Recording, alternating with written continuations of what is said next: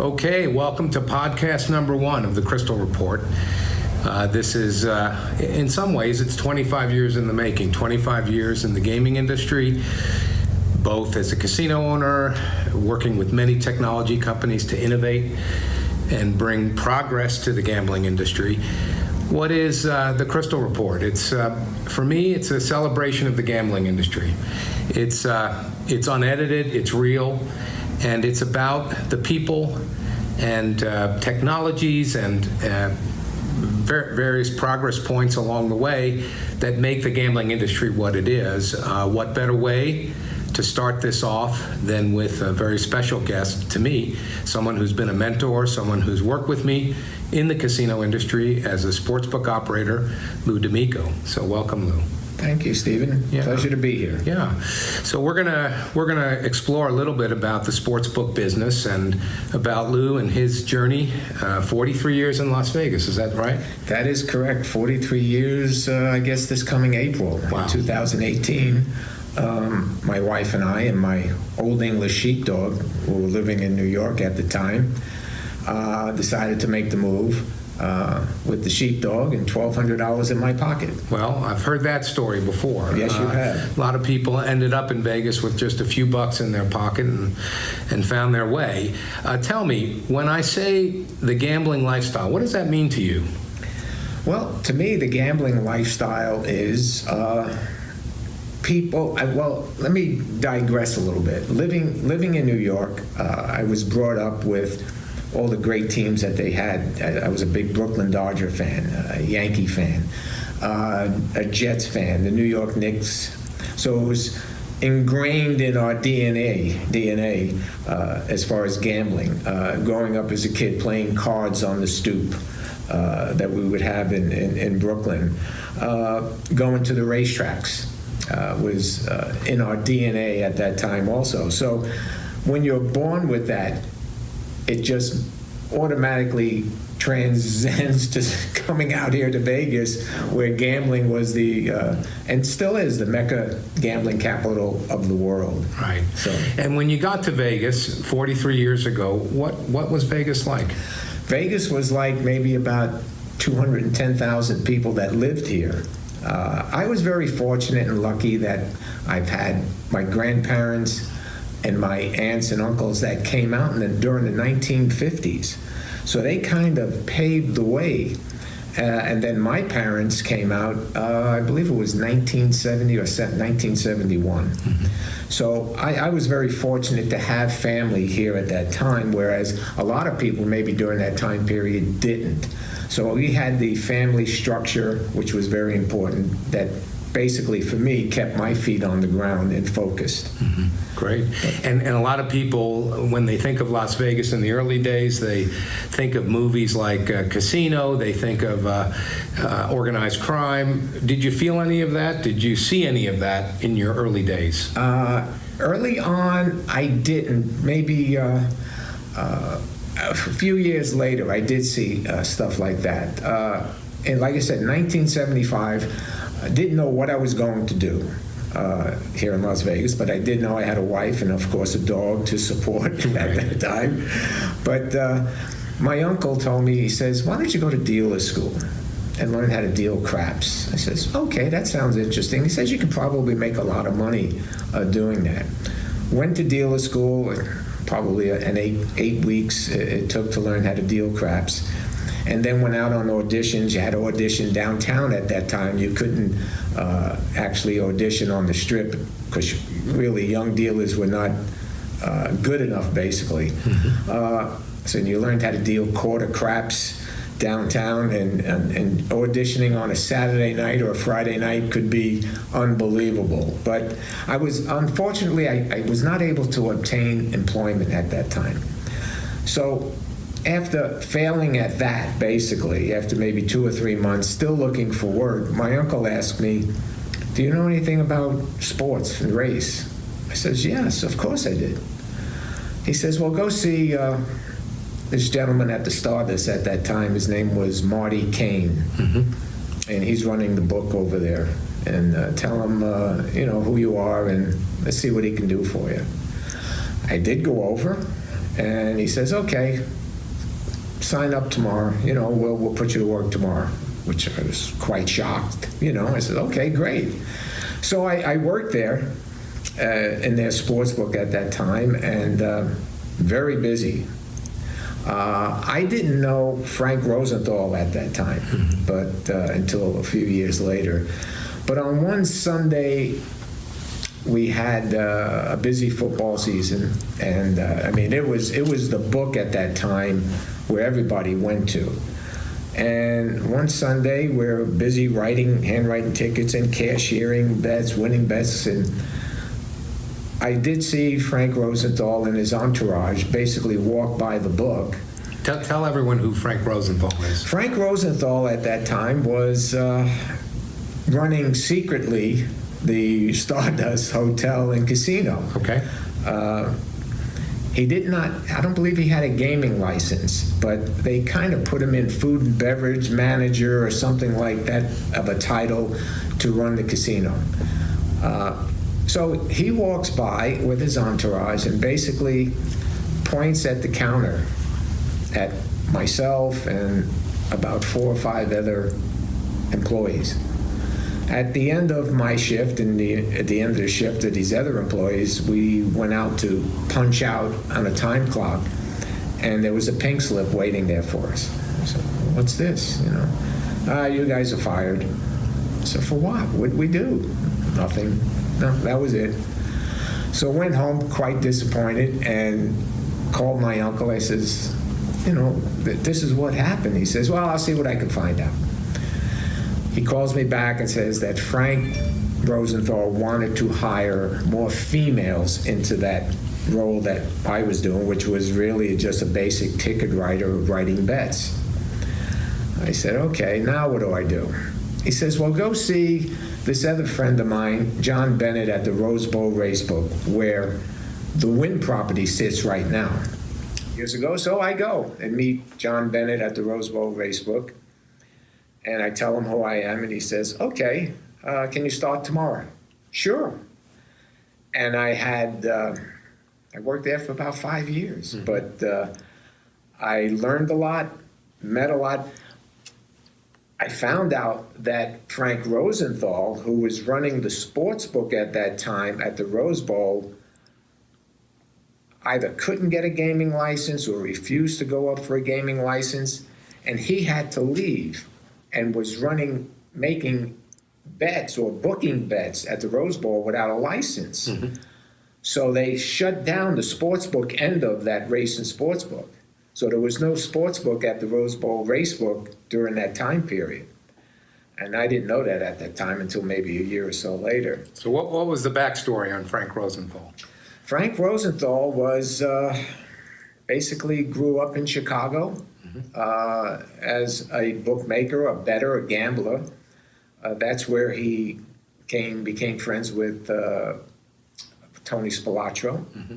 And Frank was very good at numbers and handicapping, but a lot of people don't know. I mean, they say he was very good in math and figuring out games, but he had a lot of inside information, whereas the average gambler or bettor or squares, like we used to call him anyway, did not know. Yeah. And he was very in touch with inside information that the average Joe wouldn't have. Is that a concern when you went on later to become head of the sports book at Caesars and similar role at Hilton? Is this a concern that you've had over the years in terms of people taking advantage of inside information in sports betting? Absolutely, Stephen. It was a major concern, certainly when, after working 5 years at the Rose Bowl Racebook, which there were some great classic Damon Runyon characters that used to come in there, I learned a lot. I learned the ins and outs of how these people operated. They used to have a lot of runners during that time period that would work the streets and making bets. And as I advanced in my career, that inside information was valuable, very, very valuable to have. And you kind of respected or you kind of limited if you knew someone was betting for someone that's very sophisticated in that field, or don't take their wagers. One of the high-profile people attached to that type of conduct is Pete Rose, who lives here in town. Yes. Did you ever have an opinion on what Pete Rose did? And when I worked at Caesar's Palace in the Las Vegas Hilton, mostly at Caesar's, Pete would come in and like to bet the dogs. Never bet on baseball that I physically or saw. He never came to the counter to bet sports. He liked to bet the Greyhound dogs, and we let him do that. During those days, it wasn't a pari-mutuel environment, and what that is, it meant that the house or the bookmaker at Caesars or the Hilton or the MGM would be booking those bets in-house with risk. And we didn't know much about Greyhound dog racing, but I heard stories that what people would do to these dogs prior to a race were unbelievable. Certain dogs, they would cut their nails on their feet there so they couldn't run or would run better. Some of them wouldn't, or give them a little bit too much water to drink prior to a race, or not feed them. So we heard those kind of stories. And there were certain people that were very successful in betting Greyhound dogs. So you would have to cut their limits down. Certainly working at Caesars, we were the biggest book at that time, and took the biggest bets. It wasn't in our style to say, well, yeah, you can only bet $10 or $20 on a dog when I was taking $5,000 Quinellas and $5,000 to win on horses. well, the Caesars was the book to be at, certainly during that time. Exactly. And as you look at what's happened to Pete Rose today, do you feel like that's the right result, or do you have? Well, I mean, as an enthusiast of sports and as someone who ran a book and would come up against that, what's your feeling? He was really a terrific baseball player. And I think maybe they should separate that, from, the Hall of Fame, and, just look at his career and maybe put him in the Hall because of what he has accomplished on the baseball field. What he did off the playing field, I know he loved to gamble, he loved to bet. Is he any different than anybody else in this country? Well, I think it's well said. I think if you took a poll, probably 50% of the people would agree with you, and 50% might have a different view. Right, very true. So going back, you came to Vegas 43 years ago with your wife and your dog, and you kind of scrambled around to find your place here. What was the town like? What was the energy level? What was it like going to the casino every day? Going to the casino, it seemed like everybody knew your name. Once you've established yourself, like I said, working at the Rose Bowl, I got to meet casino operators, casino managers that would come in and love to bet horses, comedians, Shecky Green, Jack Klugman, Pat Cooper. They filmed, Dean Martin and Sammy Davis Jr. filmed one of the Cannonball movies while we were there. Clint Eastwood came and filmed one of his movies during that time period. And it was just an exciting time to be in Vegas during the 70s and the 80s at that time, meeting everyone. So when you went to a casino manager or a floor person would say, hey, Lou, what do you want to go? Want to go see a show? You want to go, dinner? You want this, that, or the other thing? So totally different than what it is today. Today you have to have a player's card in order to establish your criteria on what you're going to get from the hotel. So very, very different. Yes, that's true. And in the early days, they did know your name, and arguably we had fewer visitors than we have today. So it was true. And we had casinos that were owned by individuals. Very true. Like Steve Wynn and others prominent in the industry, as opposed to corporations. Right. So things were different. But you've had a great career, which continues today. You're staying current in what we hope will be the legalization of sports betting outside of Nevada. But back then, when you did your stint at Caesars, Tell me a little bit about how Caesars was different than the other operators in terms of how they approach a sports book.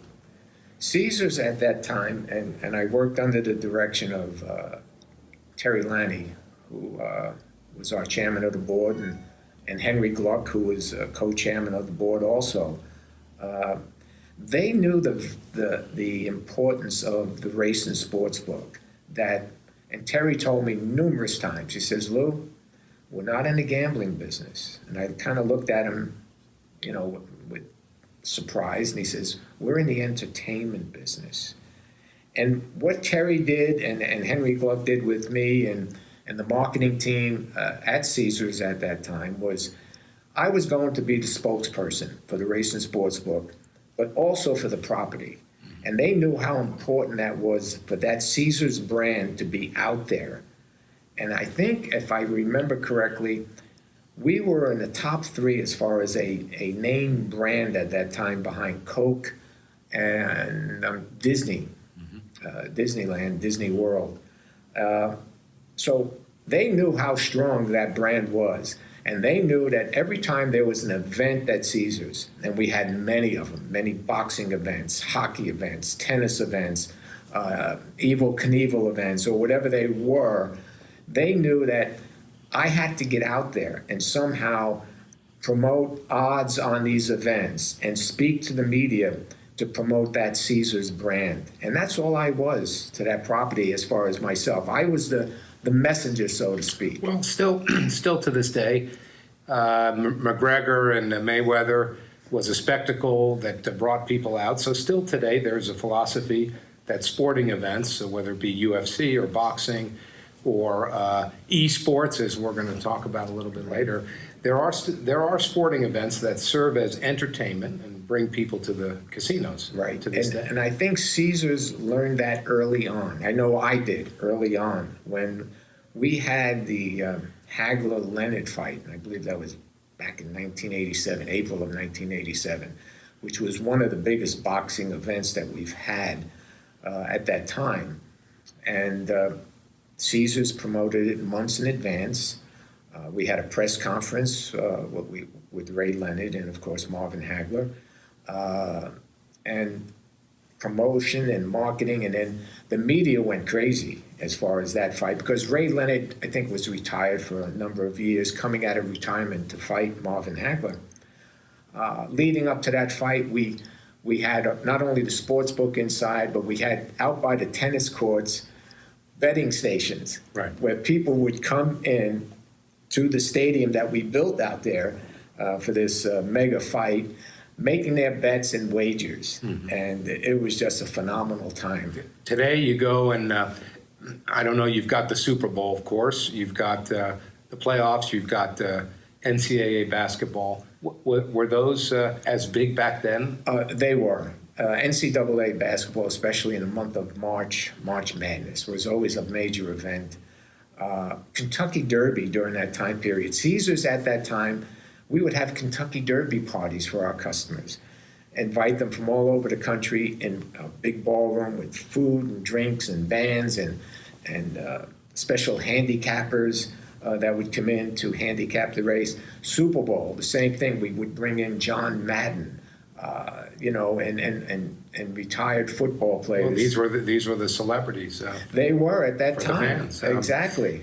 As we look at the potential legalization of sports betting to a much bigger business, I know that when we were down at the Plaza together running that casino, Sportsbook was an attraction, but if you look at the square footage allotted for Sportsbook within a casino, it doesn't contribute significantly to the bottom line. Right. And today, things like nightclubs and restaurants and non-gaming sources of revenue really drive the business.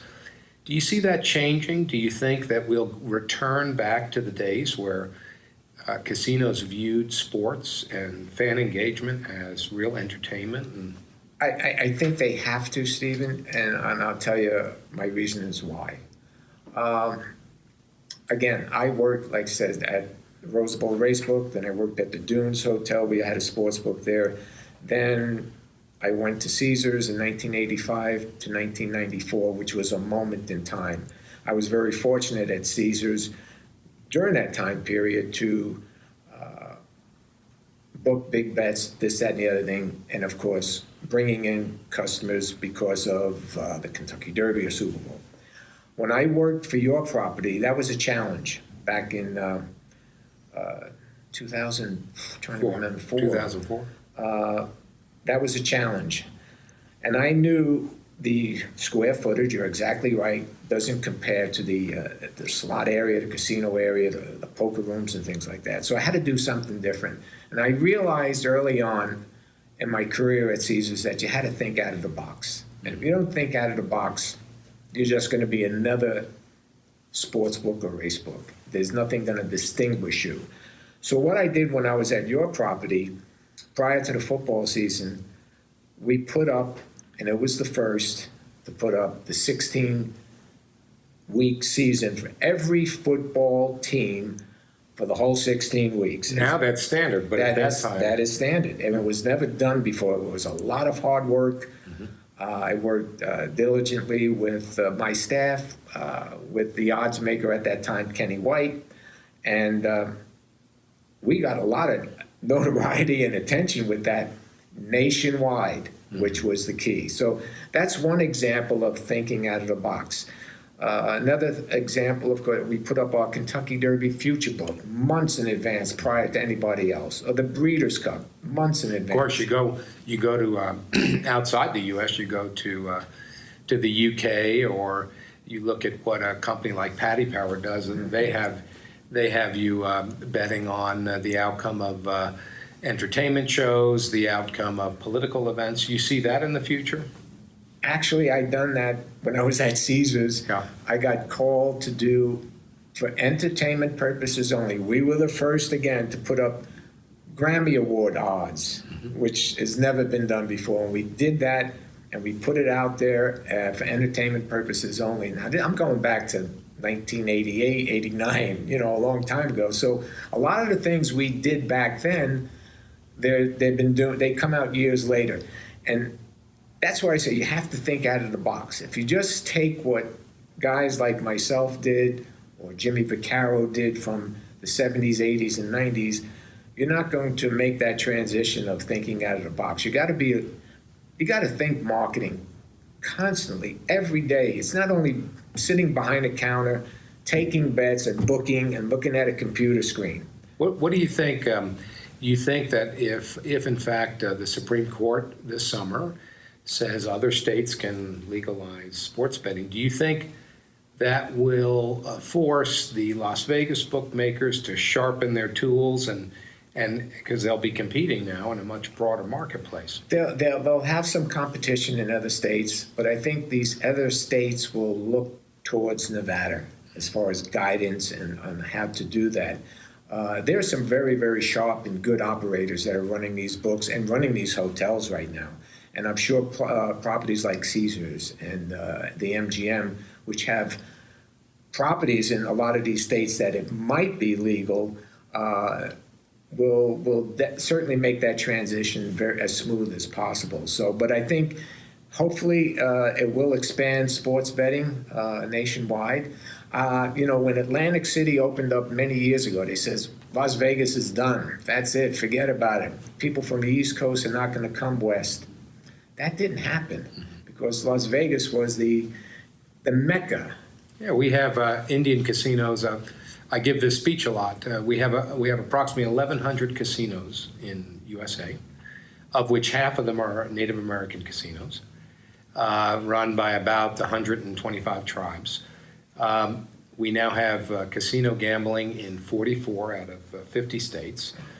We have lottery offerings, we have racino offerings, we have all kinds of sweepstakes and online social casinos, and people have always been talking about the demise of Las Vegas. But Las Vegas, every few years, reinvents itself, repositions itself. It adds amenities, it adds casinos, and every year our visitor count grows. It does. Year in and year out, Steve, and it's just amazing. Like I said, almost it'll be 43 years. The growth that I have seen has been phenomenal. I know that one of the privileges that I get having been in the casino industry as long, and I went from moving from the brick and mortar operation side to the technology side, which has enabled me to work for literally dozens of companies around the world. When I go out into the world as kind of an ambassador of Las Vegas, you talk about the brand recognition of a Caesars or an MGM or a Wynn. Right. What about the brand recognition of Las Vegas as a brand? It's very, very strong. Exactly. People know it, people associate it with good memories and good experiences, and this is part of what has motivated me to really put a spotlight on what I call the gambling lifestyle, because it's part of our culture. It's actually part of most people's cultures. It's a worldwide business. It's a worldwide form of entertainment. And when we think of who leads the pack in terms of setting the trends, it's Las Vegas. Absolutely. And so this is what brings us back to why we sit and we talk about an industry we love, and why we sit and talk to people who have been leaders in the sportsbook and leaders in casino operation, because we celebrate it. This is our business and this is our life. This certainly was definitely my life for all these years. I've met so many great people along the way. Some not so great, but that's another story in itself. But it's been a real fun ride, and I have no regrets of ever moving. You might remember back, we when we were running the properties downtown, I brought a group of CEOs from around the country, and I took them around to various kind of insider events and happenings within Vegas. But the thing that they remembered the most was their visit to the sportsbook with your team to learn about how does a sportsbook operate. Right. Now, we've got people with different degrees of understanding. Some are sports bettors who would be listening to this, and some are just enthusiasts about the gambling industry, or some just love Las Vegas. But if you were to summarize, what was your job about? What was a normal day for you in the sportsbook? A normal day for me, as you know, I'm a very bad sleeper, so I'm up very, very early. During that time period, get up, shower, shave, dress, bingo, put on my suit and tie, and go to work. I would be in the office sometimes at 6 in the morning, 5:30 in the morning, going through any sports articles that were out there. This is prior to the internet. I mean, you had to really do your homework. You had to stay on top of things to stay 1 or 2 steps ahead of the wise guys that were going to be making bets when you opened the betting windows at 8 or 8:30 in the morning. So that was vitally important. Do all that. Then I'd figure out my numbers, one team against the other. We had at that time Las Vegas Sports Consultants, which was run by, at that time, Michael Roxborough. And he would disseminate to all the books in town the opening lines of what the books, what the teams, one team would be favored over the other. And we would look at it, like every other sportsbook manager or director would, and you'd have your own opinion. You may adjust half a point up or a point up, or half a point down, a half a point down. You would feel comfortable with your number, putting that out to the betting public. And once you established that, it would then be put into the computers and disseminated out to the customers, and basically just accepting wagers. That's when you got into, you look into the sophisticated players or the non-sophisticated players. And there was a few of them out there at that time, definitely, that you would respect. And if you put up a bad number or a wrong number, that the gentleman way of doing it at that time, they would tell you. Mm-hmm. And some of them would tell you and say, gee, I think you got a bad number. You got the wrong favorite up there. So you kind of build that relationship with the sharp guy or the sophisticated gambler. And today we know, and I know this from working with sports book technology companies around the world. Everything, obviously, with the advent of computers, smart computers, and the advent of, as you said, the internet, there's a lot more data out there. Yes. And there's a lot more ability to analyze data. I think for many years, Pinnacle out of the UK has had what many consider the sharpest odds or the smartest odds. Right. And of course, as you look between sports books, a lot of them used to be independent sports books. Yes. And now they're owned by corporate holding companies like William Hill and Cantor, or the big corporations like Caesars or MGM. Obviously, they want to make sure people aren't playing one book off against the other. True. So there seems to be, like our financial markets, a lot more, let's say, perfect information, and therefore it would seem it's harder, let's say, to manipulate or to find advantage. You think that's the case, or you think it's still a situation where, because it's sports, the sports books can get it wrong and people can have a big payday? They can. During, say, the 70s, 80s, and the 90s, at that time when there were the independent books, the runners used to basically have people in each individual book. If book number was different than the other, they could play one off the other. And that was the thing to do, looking for a middle in the game. If you can lay 2.5 and take 3.5, and the game falls 3, it's a bonanza. You win both sides. Right. So, now, we at Caesars at that time, when my time period was there, we were an independent book. So we stood by our numbers and, let the people bet into it. Today it's different. Like you said, they have so many properties. They have so much volume to overcome so much. I learned very early on, I can tell you a true story. When I worked at the Rose Bowl race book from 1975 to 1980, I worked with a friend of mine there. He's long passed on, Tommy G. Mm-hmm. And he told me, and we did some bookmaking ourselves at that time privately. He says, volume will overcome just about anything. And he was right. And I took that knowledge that he gave me and it, of course, continued that throughout my career. I never forget, a gentleman comes up to the counter and wanted to bet a $200 daily double at that time, which was astronomical. And it was not pari-mutuel, it was in-house booking. And I was the manager at that time because, unfortunately, Johnny Bennett didn't want to go up for a gaming license. Frank Rosenthal was long gone by that time, and the owner at that time said, well, will you be the manager? Yeah, sure. Why not? But I remember this one individual, they said, was a friend of Frank Sinatra, and he came up and he wanted to bet a $200 double. I was like, that was one of the biggest bets I had to book at that time. If it paid, and 220 to 1 shots, if it paid, it would have been, 10, 20,000, whatever it would have been at that time. So I went over to my friend, Tommy, and I says, this guy wants to bet $200 double. Now, this is very early in my career. And he turned to me, he had a cigar in his mouth, looked up at me, and he says, who is that guy? Book him. And we did. Yeah. And we never looked back. He never won the bet, And I learned early on, volume will just about overcome anything. The more you can write, the more those tellers could pound out those computers and take bets, you're going to overcome just about anything.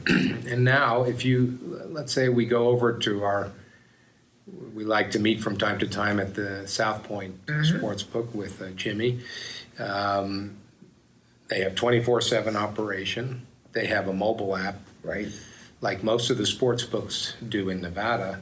I think he once told us it increased his handle 20%. Absolutely.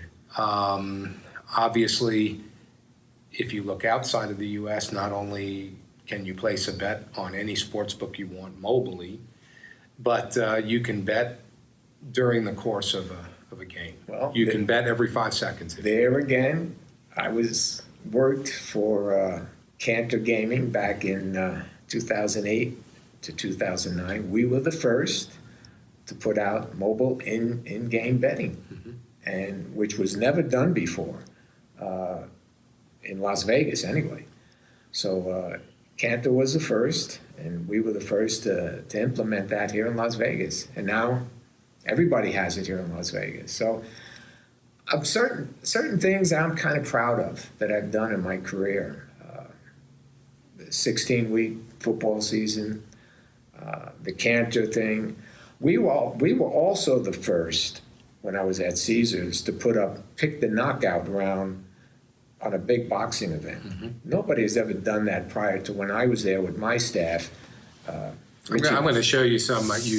You were kind enough to bring in some photos, and I'm going to show you some. These are from your collection, and maybe you can just kind of tell us a little bit about these. Yeah, this was a night at Caesars with football great Tony Dorsett, and I was with John Vidmar, who was my racebook manager, and Vinny Maiulio, who was my sportsbook manager. It was a fun night. It was a dinner, probably prior to a Super Bowl that we had going on, and Tony was very gracious to come and speak, and Caesars did this all the time. I think I know who this is, but I'll let you. Yes, this was Thomas Hearns, and Eddie Clark at that time was my racebook manager, and I was running the sports book. Gee, the glasses during that time period. Ooh, yeah. It's a good thing they have LASIKs. Yes, but again, Thomas has fought at Caesars during that time. What did you think of Thomas Hearns? He was a terrific fighter. Heavy hitter. Gave Marvin Hagler, probably it was that fight, I think it was 1986, I'm trying to think, I think 86, where him and Hagler went toe-to-toe for like 3 rounds, and until Hagler just knocked him out after that. But it was probably the most exciting 3 rounds, 4 rounds, whatever it was. I met recently over lunch with Al Bernstein, who does the fight analysis for Showtime, and we were talking about the future of boxing. You featured some of the most historic events in the history of Las Vegas at Caesars. What do you think the future of boxing is? Well, it kind of lost its way, I think. I mean, these were superstars: Hagler, Leonard, Roberto Duran, Mike Tyson. Let's go, even the Mike at that time. You know, there's really that marquee fighters are not there as far as I can see today. I mean, there might be a select few. Cage fighting basically has done a lot. The UFC has done a lot, you know, to market and promote those fighters. Boxing has to get back to that somehow. And you think it can? It can. Again, everything requires marketing and promoting and promotions. You need maybe a fighter like Ray Leonard, who was, everybody loved during his career during the 70s, 80s, and 90s. Here's another one. I think this is the other half of that duo. Yeah, Marvin Hagler. This was the time when I think it was prior to the big fight. They came in and did a press conference, him and Ray Leonard. And I never forget, this photo, I had my left arm on the back of Marvin Hagler. He was nothing but brick, right, solid.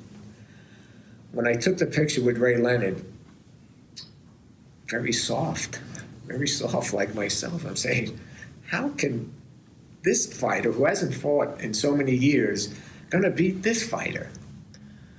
But now you get into some great stories that I can tell you now. Well, I remember you telling me one about having to make a call on that fight. Yeah. And you were you ran contrary to some of your other brothers in the sportsbook business. The story goes, now it's a week or two before the fight, and everyone's coming in for this major boxing event. And I did a radio show a couple of nights with Angelo Dundee, who was Ray Leonard's trainer at that time. And we did the radio show, and after the show, Angelo thanked me for doing it, and I think, yeah, it was great. He says, Lou, we're going to win. I says, really? I says, you think Ray has a shot in this fight? He says, yes, I really do. Now, this was, like I said, 2 or 3 days before, the night before the fight. And this may sound crazy to a lot of people, but I had a dream. And it's so vivid in my mind that I'm seeing this fight take place. And I'm seeing Leonard and Hagler in the ring. And Leonard waving his arms. And a decision comes that Ray wins. Now, I go to work the next morning, the day of the fight, the night of the fight. And it's busy. I'm there early. And I call my sportsbook manager Vinny Maiulio, and Richie Baccelleri, who was one of the supervisors at that time. And I said, guys, you're going to think I'm crazy, but I had a dream, and let's have Ray Leonard going for us in this fight. In other words, like, what you try and do as a bookmaker is get equal amount of business on each side, each fighter or each team, to balance your books so you can win the vigorish. I says, let's take a shot. Let's move the line where it's more enticing for people to bet Marvin Hagler. They looked at me like I had two heads, which maybe I did at that time, who knows.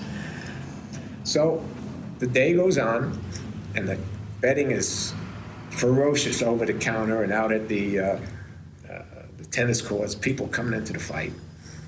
And I see an old friend of mine who comes in with his son, Jack Klugman. Mm-hmm. And he comes to the betting counter and he says, and I see Jack, and, how you doing? Yeah, okay. He says, Lou, who should I bet in this fight? He says, I'm just caught up in the excitement. I says, bet Ray Leonard. So he proceeded to take out $500 and he bet Ray Leonard. Not that that was a big bet or a small bet. Jack just wanted the entertainment, and he goes out to the ring, and now it's the fight. And now I have a pretty substantial decision on who we need in this fight. Prior to the fight, Terry Lanny calls me. There was no cell phones at that time. Yeah. And I had a phone by the ring. And who do we need? I said, we need, Sugar Ray Leonard to the fight. He says, okay, Lou, and he hangs up. So I stand in the back with Eddie Clark, who was our racebook manager, and we're watching the fight. And I thought that Hagler gave Leonard the first 4 rounds, which Leonard was ahead. And now it's pretty exciting. It's pretty exciting. So now it's the 12th round. And it's a very exciting fight. If you've seen the fight, it was pretty remarkable. And now the crowd is really getting into it. And now in my mind, I'm seeing in the ring, gosh, the stream is coming to focus here. There's Leonard, and Hagler's doing his with his arms. And so I'm walking closer and closer down to the ring, and I kneel down next to Jack Klugman. Jack turns to me and hugs me and says, this is the greatest night of my life. Yeah. He says, this is so exciting. Now, the 12th round ends, the bell rings. Now we're waiting on a decision. And this is April, I think it was April 4th or 7th or whatever it was. And I'm sweating because, I got a big decision here. And they announce Ray Leonard wins the fight. Mm-hmm. I get up on the ring, and John Vidmar, my racebook manager at that time, opened up. He was working the fight, and he opened up, he raised the ropes. And I jump in the ring, and Angelo Dundee comes over to me and says, he points to me and says, I told you, kid, we were going to win. And he hugged me. And that was pretty exciting. Highlight for you. It was. Not only that, Bert Sugar, who was a boxing historian, who I helped and assist write his book a couple of years later, Caesar's Sportsbook of Betting, something like that. Mm-hmm. And we had a press conference with the media. He held a press conference at Caesar's, announcing his book. And he wanted me to tell that story to the media. And they put it into the papers, New York Times, the LA Times, and he put it in the book. So it was a highlight. That's a highlight. Tell me, as you look back, What was one of the lowest moments for you if you look back at your career? Okay, one of the lowest moments. Okay, when I was working at the Las Vegas Hilton. Okay. When I left Caesars in 1994, I basically took a few years off. Caesars came out at that time and says Lou left to pursue other business interests, which was false, but they wanted to, for whatever reason, make some changes at that time. So from 1994 to 1997, I didn't work in the business. I basically went back, visited my friends in Cape Cod and with my family, and we spent summers there and came back to Vegas, back and forth, just kind of relaxing, maybe refocusing on what I want to do. Then I got the bug again. I'm saying, I want to get back into this business somehow. So in 1996, the end of 1996, there was a position open as a supervisor at Sunset Station, which was not owned by stations at that time. It was in, I think, a separate property at that time. And they were looking for people. So I applied and I got hired. And they were still building the property and we were building the sportsbook and racebook. And then we're getting ready to open up in a couple of weeks, 2-3 weeks, whatever it was. And I was working on a Saturday and I drive home. My wife says that, Art Manteris called you. I said, no, gee, Art. Yeah, I haven't. Art I used to work with at Caesars, and then he went on into the Las Vegas Hilton years later. I kind of followed in his footsteps, took his job when he left Caesars Palace. So I said, oh, I know. He says, give him a call. So I called him, and he says, Lou, he says, hey, how you doing? I said, good, Art. How are you? Good. He says, I didn't know you wanted to get back into the business. I said, yeah, I'm looking to get back. He says, well, why don't you come down and see me? So I go down, and make a long story short, he hires me as a racebook manager at the Las Vegas Hilton. And I got to work with Art, but the original question, what was my lowest point? Yeah. So I put up I think it was 1997, Kentucky Derby future book to generate business, to get some big customers in, and we did. And about a month before the Kentucky Derby, one of the casino customers, his name was Dr. Stan Lowenbrown, I think, Lowenbrown. A little eccentric, but a big horse player, big casino player. So the Santa Anita Derby is running, it was a month before the Kentucky Derby, and a horse was running there named Real Quiet. And he finished third in that race. And Dr. Stan came running to the counter and says, give me $10,000 on Real Quiet to win the Kentucky Derby. And I look at my sheet, and it was 30-1. Wow. I says, okay, you got a bet. Now, 4 weeks later, the Kentucky Derby is run, and Real Quiet does win. Wow. And it cost the Las Vegas Hilton at that time $300,000. That was probably the lowest point of my career at that time, because then right after the race, Art called me into the office. Yeah. And I figured, well, gee, I'm getting fired for this, yeah. Which he didn't. Art is gracious, and I love him. Yeah. He says, Lou, we don't book bets like that here at the Las Vegas Hilton. We're not Caesars. Yeah. He says, so in the future, yeah. Be a little bit more cognizant of that. But Art was terrific. And then in the year 2000, Art shipped me and Chuck Esposito, who is the director of Stations Properties right now also, back to Caesars Palace when Park Place Entertainment bought Caesars Palace at that time. And Caesars then was becoming the hub for Park Place Entertainment. So I got to go back to Caesars for 4 more years prior to joining your property at the Plaza. Welcome to the inaugural podcast of the Crystal Report, which represents 25 years of being involved in the gaming industry as an attorney, as a casino owner, as an innovator, someone who's run several technology companies that have innovated in the gambling industry around the world. I view the Crystal Report as an opportunity to celebrate the gambling lifestyle, to celebrate the people, the movers and shakers, the technology, the innovation. And what better way to kick it off in our inaugural podcast than with Lou D'Amico, who's not only a friend, but a mentor, someone who worked hand in hand with us down at the Plaza Casino when we owned and operated it. Lou is known for many things in town, not only being among the best that the town has offered in terms of bookmaking, but having run the Sportsbook at Caesar's Palace when it was the place in town to be for gambling activity. We've been visiting over the last short while here about Lou's coming to Vegas as a young man with his sheepdog and his wife, and we were talking a little bit about some of the ups and downs and some of the memories, what it's like to be a bookmaker, what some of the challenges are, and where we see the sports gambling industry going. And we're going to cover more of that. But I would say probably the title you're most proud of is that of being a grandfather. What's that like? Absolutely, Stephen. It's been quite an experience. I have two wonderful grandchildren, Jojo, who is 9 now, and Bella, who is 6. My wife and I basically raised them for a part of their young life.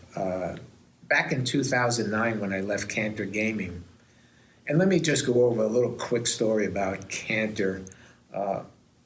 I was with Cantor for about a year or so. We opened up in March of 2009, and I left in September of 2009. A lot of people at that time didn't know the reason why. And there was a lot of information on the internet saying that I was taking big bets and this, that, and the other thing. And the real story is, the true story is, about a month before I left, and even a few months before that, there was certain things going on that I saw at Cantor that I didn't like. And line moves that didn't make sense, wise guys and sharpies taking advantage of it. And I didn't care for it at all. I was going up for a gaming license at that time for Cantor Gaming, going through that investigation. So about a month prior to me leaving, I was called into the office and asked to not basically oversee the sportsbook side of it, but to be a race consultant for the company, which I thought was quite odd, considering my experience in both fields. The Cantor people back in New York was wanting to know what was going on out there. There was a lot of lost months that we shouldn't have lost in some big figures.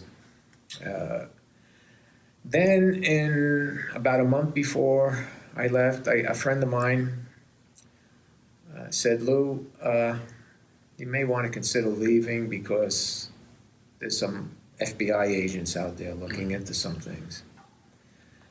And he was a real good friend of mine. I respected his word, and I just basically resigned from that fact. Well, we know subsequently, because it's all been public, that there were issues there, and the regulators took action. So I think your instincts were correct.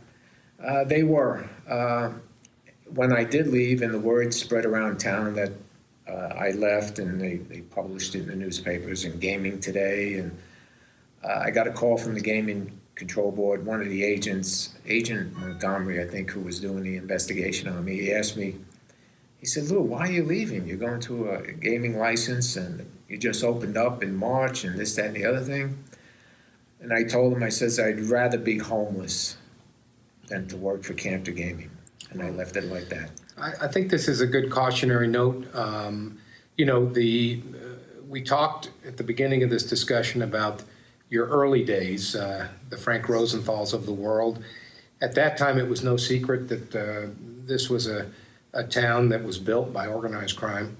And a lot of work was done by people like Senator Harry Reid to clean up the gambling industry. And now we know the gambling industry is a very corporate environment with rules and regulations, which we all have to abide by. And even in that environment, we know that there are people who come into the industry not appreciating the fact that we are a highly regulated industry. We are. We want people to have fun.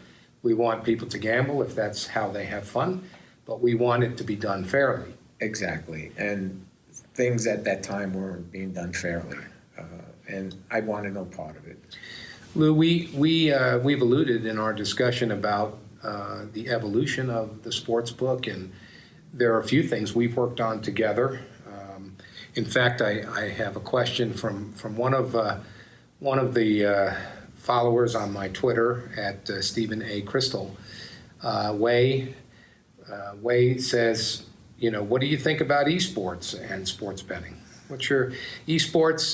The video gaming competition is taking the world by storm. It's probably have more eyeballs than NHL and MLB, and most of it through Twitch, which is the streaming channel owned by Amazon.com. I personally do a lot with the esports ecosystem in terms of teams and technology, peer-to-peer gaming, and you've touched that even recently. What do you think about its future in the sports book? I think it's vital for the sports books here in Nevada to certainly get on board with esports. The standard bookmaking can just take you so far. Booking team to team and parlay cards and stuff like that. Mobile gaming certainly helps people now to bet on sports, which is great. But what's the next big thing for sports betting? A few years ago, I said it was fantasy sports. They love fantasy teams, fantasy players. That's very important. But esports, there's a generation out there that love it, and you have to get on board with it. These hotels and properties here, these sportsbook managers or directors, and I think a few of them see that opportunity, that in order for their business to grow, they're going to have to get involved with it. You got to think out of the box. And if I was back in the business, I would definitely be tied up with somebody or some team with esports. If we were at Caesars, say, in the 80s and 90s, certainly Caesars would have jumped at any opportunity to market their property associated with esports. It's a worldwide event. We met with, I had a meeting, this is going back, I think it was last year, with the chairman of the Gaming Commission. And Tony Alamo was there, and we had some people from this company that kind of educated them on esports. And I was in that meeting along with Vic Salerno, who is another pioneer, another one of my Damon Runyon characters from years back. Vic's a sweetheart, and I love Vic also, who has U.S. Fantasy, who is now legal, I believe. He got it approved in 23 states where people can bet U.S. Fantasy. Let's talk about fantasy. I had some involvement early on in the early days of fantasy when companies like FanDuel and DraftKings were emerging. Obviously, this was at a time when there wasn't really clear rules or regulations, and many people felt that DraftKings in particular overplayed their hand by guaranteeing that there would be millionaires made, and by underplaying the fact that fantasy is a game of skill, and there are sharks and minnows. Right. Sharks win most of the time, and the minnows rarely win. And since that time, we've had a lot of companies go out of business. We have had FanDuel and DraftKings survive mostly through the sponsorship of professional sports team owners who have financially kept them afloat. Still unknown whether that's a good business model and where fantasy plays when we move towards legal sports betting. But the good thing about fantasy seems to be that it allows you to in essence, bet on the player as opposed to the team. Right. As someone who's made book for 25 plus years, how do you see fantasy fitting into the mix? It's vitally important, Stephen. It really and truly is. a lot of people that go to these stadium football games, and we said it for years and years. I remember myself and Michael Roxborough, who owned Las Vegas Sports Consultant years back. Do you think they're just casual fans? I would say half the people in these stadiums, if not more, 3/4 of them, are in a fantasy league somewhere along the line. I mean, it's just, that's how popular it is. To go back to that gambling angle again, people like to gamble, whether it's fantasy sports, whether it's traditional sports, whether it's traditional horse racing. It's in the DNA of the United States and worldwide. I hate And to you say think that will be true even with esports? Absolutely. It's the next big thing that will explode, especially if the other states become legal with sports betting. You're going to see properties across the country certainly get involved with esports, maybe with esports teams. You have to. You got to think out of the box. Lou, you used to be your own TV show celebrity. I have a little flyer you shared with me earlier. Tell me about the line makers, and tell me about some of these individuals. This was, I think, back in 2010 or 2011 when I left the Cantor Gaming.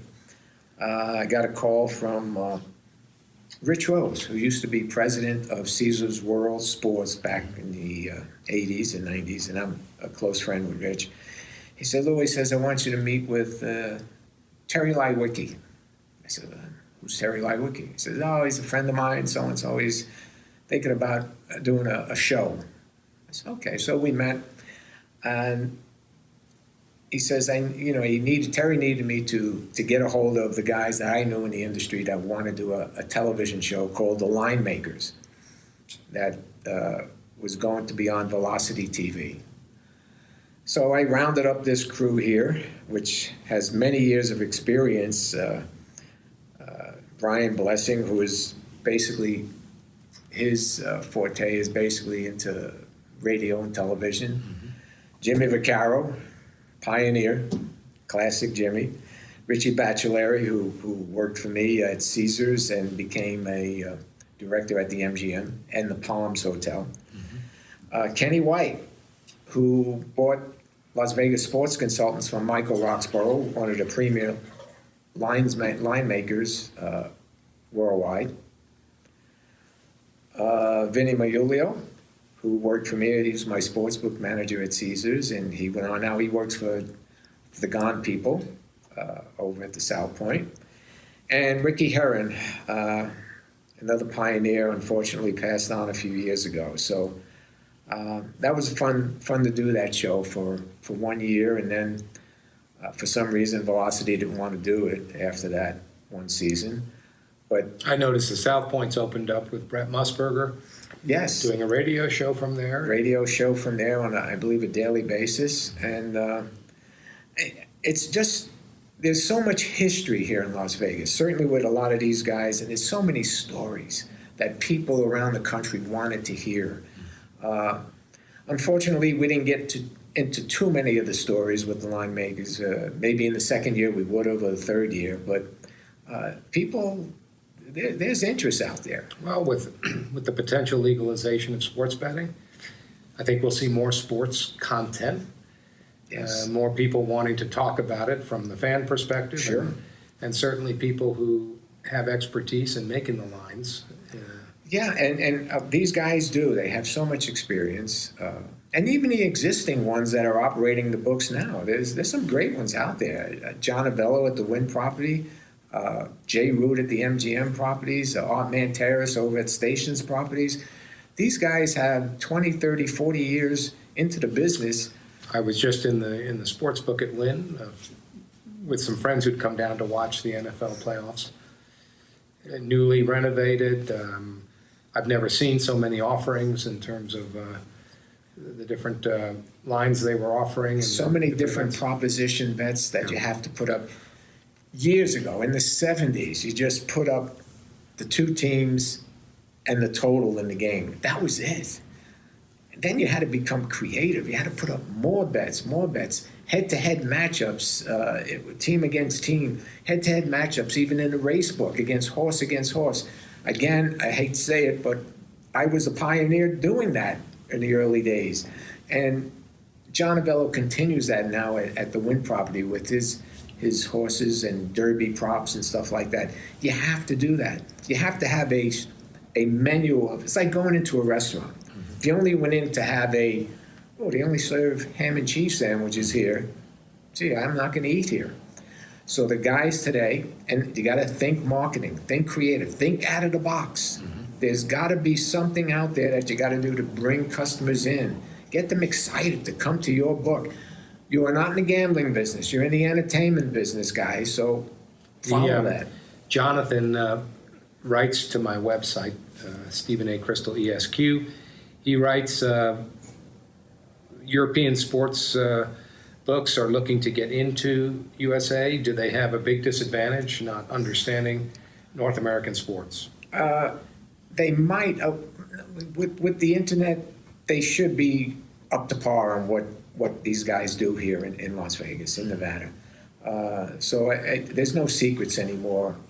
They can hook up with one of the operators, and the operators can educate them on how sports books are operated and what to do. So I think there's really no secrets there, but they'd be wise to get in touch with someone.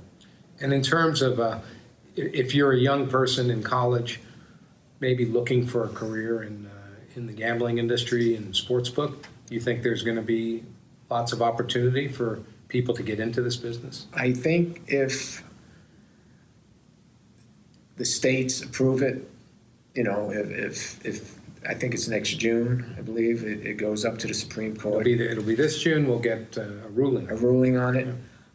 There will be opportunities. And if you're giving advice to a young person, if I was giving advice right now, and I probably will,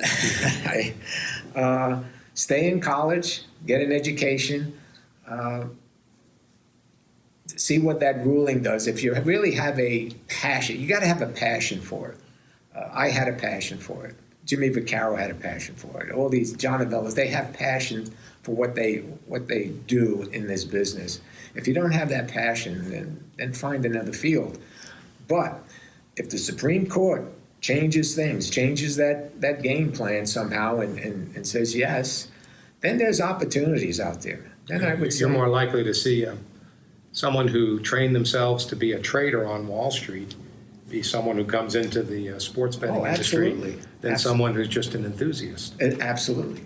A lot of the prognosticators out there, they use a lot of algorithms, to determine numbers, and which is not a bad way to go, I guess. It's a starting point also, along with handicapping the teams and handicapping your room, if you're fortunate enough to be running a sports book, who your customers are. So it all kind of comes together as one. Passion, knowledge, knowing your customers, knowing your players, all play into what you want to do. Let's run through these quickly. This was a terrific picture with former heavyweight champion Evander Holyfield, which it was a bowling event for charity. Cities of School that he enjoyed and he was representing, and we did this for charity, and this was a lot of fun, and Evander was a terrific fighter, great fighter. Here's the man. Me and Sugar Ray Leonard. Again, my arm on his left side, and I'm saying he feels exactly like I do, very soft. Yeah. And saying, how can this young man beat Marvin Hagler? But he did.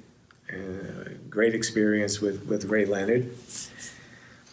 Me and Mike Tyson, and of course Eddie Clark, the racebook manager at that time. This is another story that was great. This was a fight in our pavilion that we had. It was a smaller fight. I forget who was fighting. And the pavilion held about 5,000 or 6,000 people.